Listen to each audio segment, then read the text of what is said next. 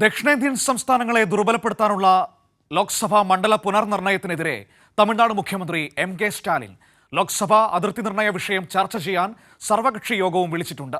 8 സീറ്റുകൾ നഷ്ടമാകുമെന്ന ഭീഷണി നേരിടുന്ന സാഹചര്യത്തിലാണ് ഇപ്പോഴത്തെ നീക്കം. വീണ്ടും ഒരു ഭാഷാ യുദ്ധത്തിന് തയ്യാറെന്നും തമിഴ്നാട് മുഖ്യമന്ത്രി വ്യക്തമാക്കി.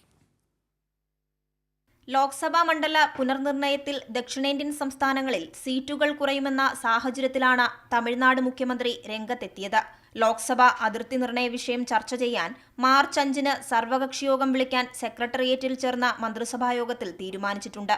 ജനസംഖ്യാ നിയന്ത്രണത്തിലേക്ക് നയിച്ച കുടുംബാസൂത്രണ പദ്ധതി സംസ്ഥാനം വിജയകരമായി നടപ്പാക്കിയതിനാൽ 8 സീറ്റുകൾ നഷ്ടപ്പെടുമെന്ന ഭീഷണി തമിഴ്നാട് നേരിടുകയാണെന്നും എം.കെ. സ്റ്റാലിൻ പറഞ്ഞു.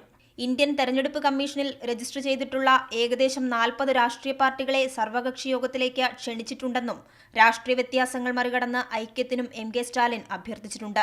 ഡീലിമിറ്റേഷൻ വരുന്നതോടെ തമിഴ്നാടിന്റെ ശബ്ദമുയർത്താൻ പാർലമെന്റിൽ അംഗങ്ങളുടെ എണ്ണം കുറയുമെന്ന ആശങ്കയും അദ്ദേഹം മുന്നോട്ടുവച്ചു.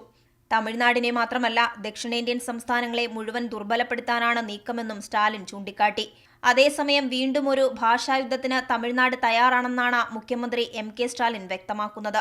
ത്രിഭാഷാ നയത്തെ എതിർക്കുക തന്നെയാണെന്നും കേന്ദ്രത്തിലെ ബി.ജെ.പി. നേതൃത്വത്തിലുള്ള എൻ.ഡി.എ. സർക്കാർ ഹിന്ദി അടിച്ചേൽപ്പിക്കുകയാണെന്നും ചൂണ്ടിക്കാട്ടിയ സ്റ്റാലിൻ കേന്ദ്രം 10,000 കോടി രൂപ ഫണ്ട് നൽകാമെന്ന് വാഗ്ദാനം ചെയ്താലും ദേശീയ വിദ്യാഭ്യാസം തമിഴ്നാട്ടിൽ നടപ്പിലാക്കില്ലെന്നും വ്യക്തമാക്കിയിട്ടുണ്ട്.